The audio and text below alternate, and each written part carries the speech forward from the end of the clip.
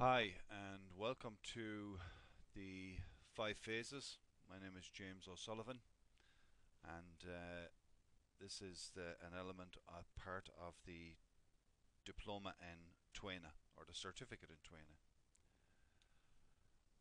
First, we'll just start with the theory of the five elements. I suppose that it's a major system of thought within Chinese medicine, and it serves as one of the major diagnostic and treatment protocols. Today, it's one of the major styles of acupressure and acupuncture, developed here in the West, I suppose, mostly by J.R. Worsley. The theory of the five elements is an attempt to classify phenomenon into a cycle of natural processes. And the theory is quite simple. It's based on common sense. That is Chinese common sense, in that it's most difficult to interpret Chinese culture with a Western frame called Wu Xing. This is the translation where Wu means five and Xing means to walk or move or as a process. And therefore, Wu Xing would be the five kinds of processes. I suppose it's a misconception because of that as well to call it the five elements, as this implies organic or inorganic matter. However, each phase is normally headed by the elements wood, fire, earth, metal, and water. And for documentation purposes, it's easier for modern authors to refer to the theory as the five elements. This is the common image that we would see of the five element model in pictorial format. First, let's take a look at fire. And fire refers to ascending, it's light, it's energetic, and it embodies in TCM functions of the heart and small intestine. The fire element also affects the complementary organs of the pericardium and the Sanjiao. And the emotion associated with fire is joy or overindulgence. And this is what creates an imbalance in the element. Next, we take a look at earth element, and earth is productive, it's fertile, it represents growth.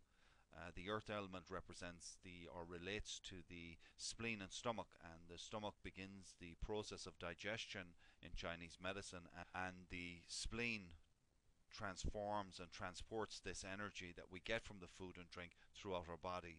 And the emotion associated with the earth element or the spleen would be pensiveness or worry.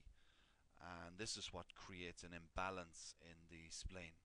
The next element we look at is metal, and this is the metal is the conductor. This element includes the lungs and the large intestine. Sadness is the emotion, or grieving is the emotion that creates disharmony within the metal element or within the lungs. Water is an element that's wet, it's descending, it flows. And the water element is in Chinese medicine is represents the kidneys and urinary bladder, and the bladder receives, it stores, and it excretes urine. Water metabolism dissipates fluids throughout the body, and then they accumulate in the kidneys. Kidneys also store the essence, as we covered in the vital substances, and it serves as the root of yin and yang for the entire body. Fear, shock, paranoia would be the emotions that create imbalance within the water element or within the kidneys and urinary bladder. Next element we look at is wood, and wood is strong, it's rooted, and it represents the liver and the gallbladder in TCM theory. And the liver stores the blood and it regulates the smooth flow of qi, whereas the gallbladder is responsible for storing and excreting bile, which we'll cover later on in the course. Anger is the emotion that creates imbalance within the liver. And of course, indecisiveness is relative to the gallbladder.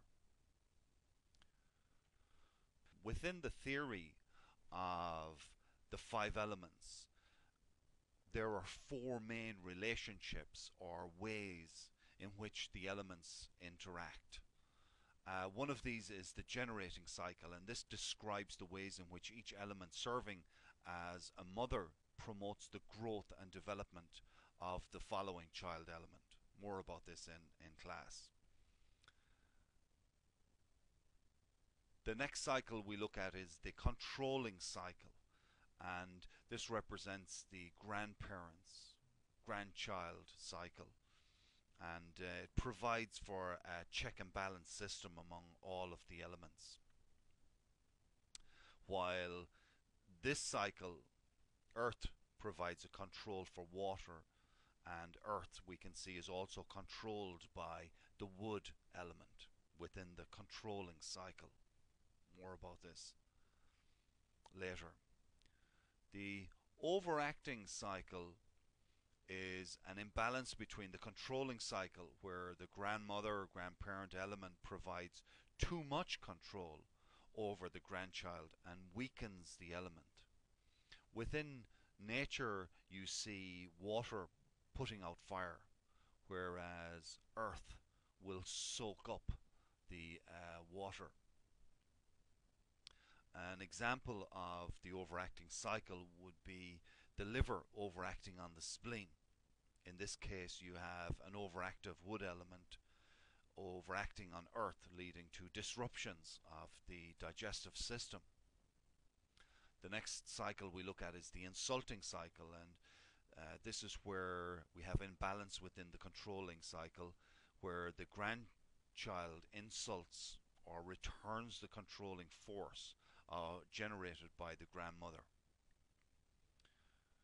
Using examples from nature, you can see fire burning up water. You can also see water washing away the earth. Clinically, you may see cases where people have long-term psychological problems, such as those associated with the heart, represented by fire, and eventually these affect the kidneys, represented here by water, as seen in the development of more yin deficiency signs. More about that later on during class. Here we see a table with the associations for each element. For example, we see the climatic association, the yin organ associated with each element. We see the emotion, the voice, the taste, the tissues, the orifice, and the officials. More about that in class, and this particular table is best studied in hard copy rather than in video format. So until next time.